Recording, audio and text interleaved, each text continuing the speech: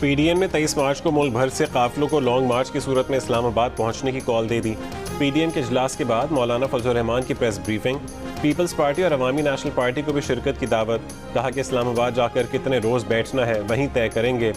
जलसे के शुरका कौमी असम्बली के इजलास में जाने वाले अरकान को कवर फराहम करेंगे।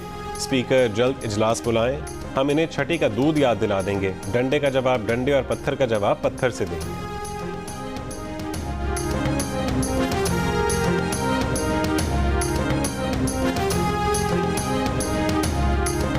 मौलाना फजलुर रहमान की जानिब से इस्लामाबाद की जानिब लॉन्ग मार्च पर वफाकी वज़ीर फवाद चौधरी की तनकीद। कहा कि पहले ही कहा था कि फजलुर रहमान का असल एजेंडा इस्लामी वज़राए ख़ारजा की कॉन्फ्रेंस के खिलाफ है।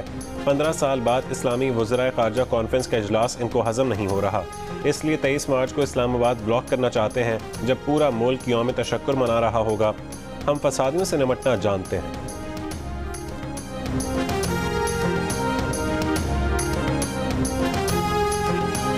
इमरान खान को वजारत उज़्मा से हटाने के लिए अपोजिशन की तहरीक पर वोटिंग 28 मार्च को होगी।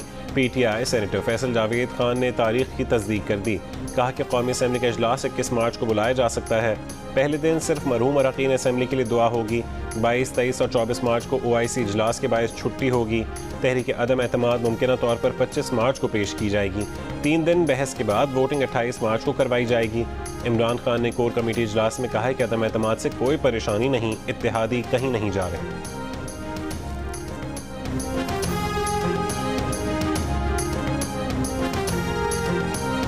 तहरीक अदम एतमाद का सामना करने के बजाय वज़ीर आज़म और उनकी हुकूमत आइन शिकनी और फसाद की राह अपना चुकी है। पीडीएम इजलास के बाद जारी एलामिया में कहा गया कि अरकान कौमी असम्बली को ऐवान में आने से रोकने की खुलेआम धमकियाँ दी जा रही हैं। उन्हें डराने धमकाने के लिए हुकूमत डी चौक पर जलसे का ऐलान कर चुकी है।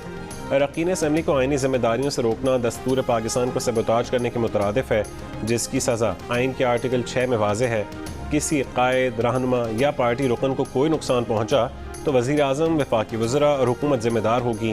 पीपल्स पार्टी और ANP ने लॉन्ग मार्च में शिरकत की दावत कबूल कर ली।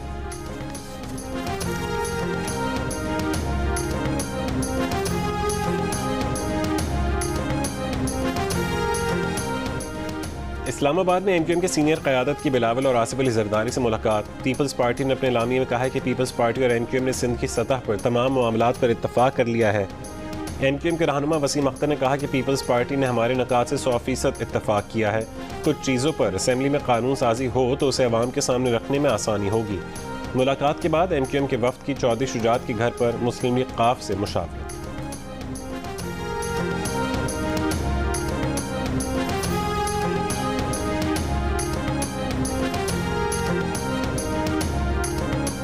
पीपल्स पार्टी रहनुमा और साबिक चेयरमैन सेनेट मियां रज़ा रब्बानी ने कहा है कि हुकूमत बदनीयती की बुनियाद पर आर्टिकल 63A से मुतालिक गलत फहमी पैदा कर रही है।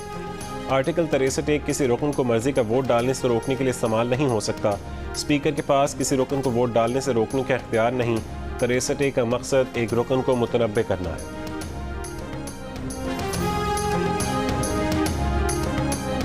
इस्तीफा दे दे, तहरीक अदम एतमाद हम वापस ले लेंगे, खत्म बात। इतनी छोटी सी बात है। अच्छा, इस्तीफा दे दें और अपने आराम से घर चले जाएं। और अदम एतमाद ना ये जलसे, ना जुलूस, ना ये हंगामे, ये नहीं होंगे।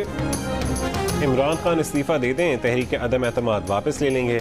नून लीग के रहनुमा तलाल चौधरी के प्रोग्राम आपस की बात में गुफ्तगू। इससे पहले वफाकी वज़ीर फवाद चौधरी ने अपोजिशन को तहरीक अदम एतमाद वापस लेने का मशवरा देते हुए कहा कि देखते हैं इन्हें बदले में क्या दिया जा सकता है।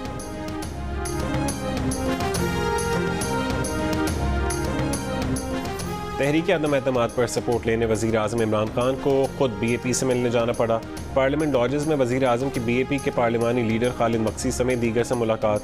BAP रहनुमा जान कमाल खान ने कहा है कि 2-2.5 साल से वफाक की जानिब से वन मैन शो हो रहा था। हुकूमत से मुज़ाकरात की जिम्मेदारी खालिद मक्सी को सौंपी है। उनका फैसला सबको कबूल होगा। बलोचिस्तान अवामी पार्टी अपना फैसला खुद करेगी। वज़ीर आज़म की GDA के रहनुमाओं फहमीदा मिर्ज़ा और जुल्फ़िकार मिर्ज़ा से मुलाकात। फहमीदा मिर्ज़ा ने कहा है कि हुकूमत को मुद्दत पूरी करनी चाहिए।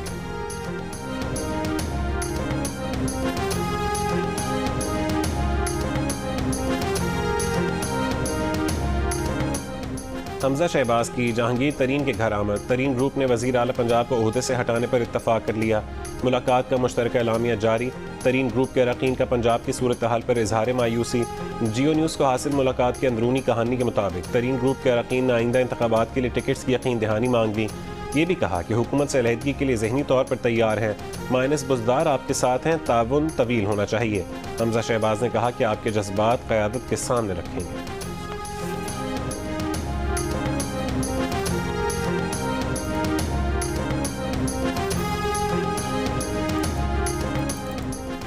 भारत 9 मार्च को पाकिस्तान में मिसाइल गिरने के वाक़े की मुश्तरका तहक़ीक़ात कराए। सलामती काउंसिल और आलमी बरादरी संजीदगी से नोटिस ले।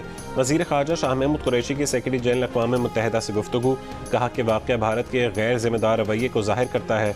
वज़ीर ख़ारजा ने जर्मन हम मनसब से गुफ्तगू में कहा है कि भारत मिसाइल पाकिस्तान में गिरने को गलती तस्लीम करना काफ़ी नहीं।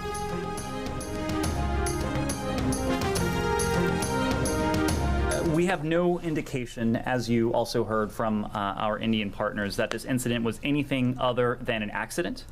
We refer you, of course, to the Indian Ministry of Defense for any follow-up. They issued a statement on March 9th to explain precisely what had happened. We don't have a comment beyond that. अमरीका का पाकिस्तान में भारतीय missile गिरने के वाक़े पर तबसरे से इनकार। तर्जुमान अमरीकी महकमा खारजा नेड प्राइस ने कहा है कि भारतीय वज़ारत दिफा ने वाक़े को हादसा करार दिया है। मामले पर इससे ज़्यादा कुछ नहीं कह सकते। भारत में यूरेनियम चोरी और गिरफ्तारियों का इल्म नहीं।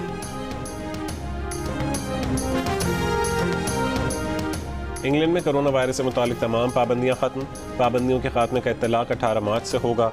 दुनिया भर से इंग्लैंड आने वालों मुसाफिरों के लिए मनफी कोविड टेस्ट की शराइत भी खत्म। 18 मार्च से लोकेटर फॉर्म की शराइत भी खत्म। मुसाफिरों के लिए वैक्सीनेशन की पाबंदी भी खत्म कर दी गई।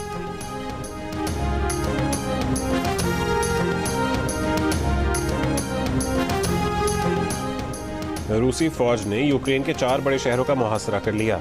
दारुल हुकूमत कीव पर दबाव बढ़ा दिया। यूक्रेनी फौज का अलहदगी पसंदों के गढ़ डोनेस्क पर हमला, 23 अफराद हलाक।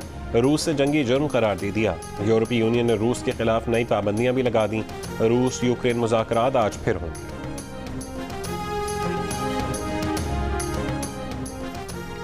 ठट्ठा केटी बंदर के माहीगीरों के जाल में 10 से ज़्यादा कीमती सवा मछलियाँ फंस गईं। तकनीकी मुशीर WWF पाकिस्तान मोहम्मद मुअज़्ज़म खान कहते हैं कि सवा मछली का स्विम ब्लैडर यानी पोटा इंतहाई अहम तस्वुर किया जाता है। पोटे को जोड़ों के दर्द की दवा के तौर पर भी इस्तेमाल किया जाता है। और एशियन स्नूकर चैंपियनशिप में पाकिस्तान के मोहम्मद सज्जाद और मोहम्मद आसिफ क्वार्टर फाइनल में पहुंच गए। वर्ल्ड चैंपियन एहसन रमज़ान को प्री क्वार्टर फाइनल में भारत के अशप्रीत सिंह चड्ढा ने हरा दिया।